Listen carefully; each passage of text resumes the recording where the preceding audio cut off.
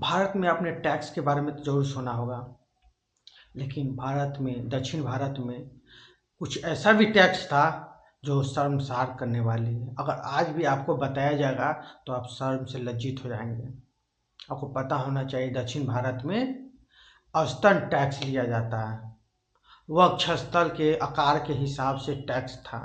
जितना बड़ा वक्षस्थल उतना ज़्यादा टैक्स, इस प्रकार से टैक्स लिया जाता है। ये शर्मसार करने वाली बात है। कौन टैक्स लगाता था? वहाँ का राजा लगाता था। राजा कौन चलाता था? तो ब्राह्मण। एक तरह से ब्राह्मण ही न है, इस सब का जिम्मेदार तो ब्राह्मण ही हुआ। ब्राह्मण ही अपने इशारों पर राजाओं को नचाता था और वहाँ पे वक्ष स्थल टैक्स लगता था।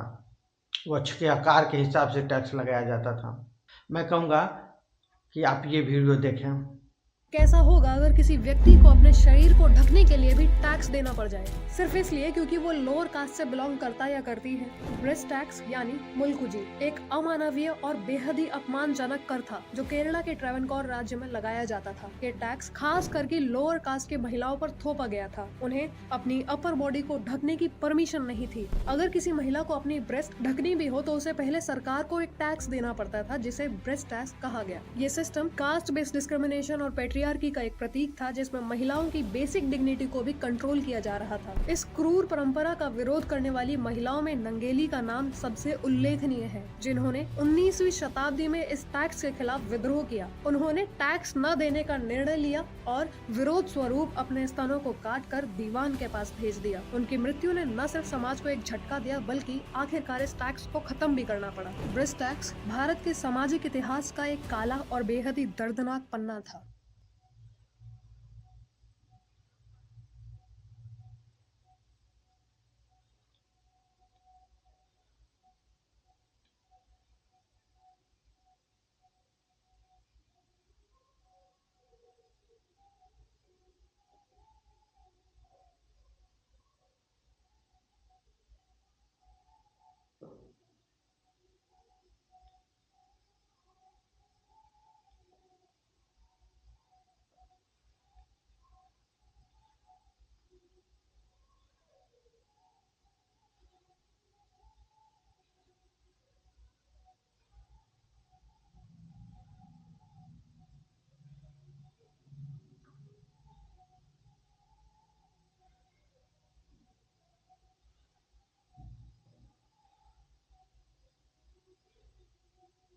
जब टीपू सुल्तान राजगद्दी पर बैठे तो उन्होंने ये इस प्रथा को ख़त्म कर दिया हमेशा के लिए।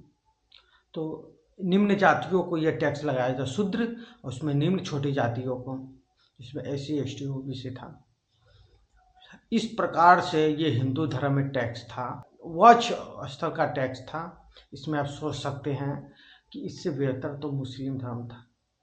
उसमें कम से कम महिलाओं को इज्जत तो दिया जाता है। कहता है बुर्का में, अरे बुर्का पहन कम से कम इज्जत तो देता है। यहाँ पर तो कह रहा है बदन खोल कर रखो, वहाँ पे कह रहा है बदन तोप कर रखो। तो ये बेहतर है कि वो बेहतर? इसीलिए तो SC ST OBC ने इस्लाम धर्म को कबूल किया है। इतना इतना इस्लाम में जो व्यक्ति SC ST OBC है, बाहरी थोड़ी नहीं हो सकता। यही एक का SC ST OBC है जो इस्लाम धर्म में कबूल कर लिया है। इस प्रकार से हिंदू धर्म में अगर टैक्स रहेगा, इस प्रकार से गंदगी रहेगा, तो लोग दूसरे धर्म में जाएंगे ही। आज तक आपने ब्राह्मण को कभी सुना है कि जातिवाद के खिलाफ बोलते हुए? एक भी ब्राह्मण को आप ले आइए आगे में और उसका भाषण सुनिए, एक बार भी जातिवाद के खिलाफ वो नहीं बोलता है। उस पता नहीं क्यों नहीं बोलता। RSS को आप क्या समझ रहे हो? RSS तो मनुस्मृति पर हावी है। देखिए, धीरे धीरे धीरे धीरे करके भारत को ब्राह्मणीकरण किया जा रहा है। एक बड़े से डब्बा में मेढकों को रख दिया गया, उसके बाद में उसमें पानी रख दिया गया और नीचे से एकदम कम ताव पर आग को जला दिया गया। और उसके बाद आग जलने के बाद में धीरे धीरे धीरे धीरे धीरे पानी का टेम्परेचर गर्म होता गया। जब ही पानी का टेम्परेचर ओवर हो गया तो सारा मेढक मर गया।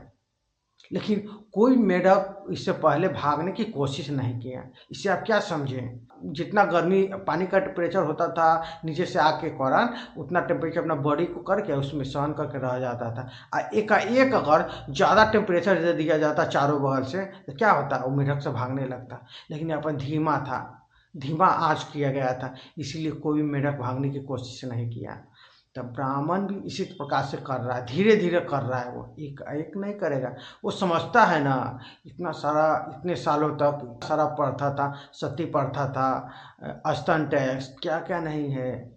मनु स्मृति में पीछे में झाड़ू बांधा जाता है और गला में इसे थूक वूक गिरता है ना, तो उसके लिए मटकी रहता था गला में बांधा हुआ। इस तरह का प्रथा वो लगाता है, तो एक नहीं लगाता, वो धीरे धीरे करके लगाता है। तो धीरे धीरे ब्राह्मीकरण कर रहा है वो। आपको पता होना चाहिए, दिल्ली में सरकारी विद्यालयों में आरएसएस का पढ़ाई करवा रहा है। क्या समझ रहे हैं इससे? धीरे धीरे लोगों को अपने प्रति आकर्षित करना चाह रहा है। आरएसएस में कौन है? सब देखिएगा पेशवा ब्राह्मण सभी है, सब में वरिष्ठ सब पेशवा ब्राह्मण, दूसरा ब्राह्मण को नहीं रखता है ऊपर, सब पेशवा ब्राह्मण को ऊपर ही रहता है। मोहन भागवत जो आरएसएस के प्रमुख है वो कौन है? पेशवा ब्राह्मण। तो जो मेन हेड होता है वो पेशवा ही होता है। तो पेशवान ब्राह्मण ने ही मनुस्मृति महार जातियों पर लगाया था। उसके बाद में भारत में अंग्रेजों ने कदम रखा और 500 महार अंग्रेजों के साथ मिलकर 28,000 पेशवाओं को हराकर विजय प्राप्त किया था, वादी व्यवस्था को खत्म किया था। तो ये भी ब्राह्मण है ना, कभी भी करेगा तो धीरे धीरे सहने सहने करेगा, एकाएक नहीं करेगा वो। धीरे ब्राह्मीकरण किया जा रहा है। देख रहे हैं बीएसएनएल सरकारी कंपनी था, उसको ख़त्म कर दिया गया। किसमें? जियो में कन्वर्ट कर दिया गया। जियो नहीं तो एयरटेल। भारत में इतने सारे कंपनी थे, बहुत सारे, अभी कौन सा कंपनी है? जियो नहीं तो एयरटेल, दो ही कंपनी बचा हुआ है।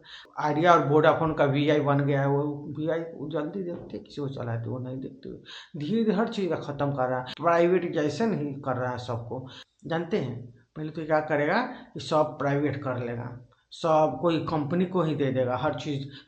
जितना सरकारी संस्था धीरे धीरे कंपनी को दे देगा। एक जब अपना वर्चस्व बन जाएगा तो वो क्या करेगा, प्राइवेट से जितना भी कंपनी को दिया सबसे छीन अपना पर कर लेगा। पतंजलि में मैं उत्तराखंड गया था देखने के लिए, घूमने के लिए गया था। वहाँ पर मैं पतंजलि के अंदर में मुझे जाने का मौका मिला, तो देखा कि वहाँ पर जो उच्च अधिकारी है सब ब्राह्मण है, टिक्की वाला सब था, दूसरा कोई नहीं। हेल्पर जो था वो SC ST OBC था, बस यही बात। वो सब टिक्की वाला था। पतंजलि कहता है किसी यादव का है, यादव कौन? रामदेव, लेकिन वहाँ पर तो सब ब्राह्मण था। अजीब बात है ना। ब्राह्मण को देखिएगा तो चंदन किया रहेगा, टिक्की बांधा रहेगा, टिक्की बड़ा रहेगा, बांधा रहेगा, तो पता चल जाता है कि ब्राह्मण। तो मैं भी देखकर पहचान गया ब्राह्मण है वो। रामदेव कहता है खुद को यादव, अरे ब्राह्मण को क्यों रखे हुआ है? सब हेड पर, पूरा हेड पर। पतंजलि के द्वारा भी आपको किसी न किसी तरह से वो कंपनी को बढ़ा रहा है। एक तरह से ब्राह्मणीकरण करने का ये सब जरिया है। इसी प्रकार से करेगा, लोगों को मूर्ख बना के करेगा, में बिजनेस को घुसाएगा।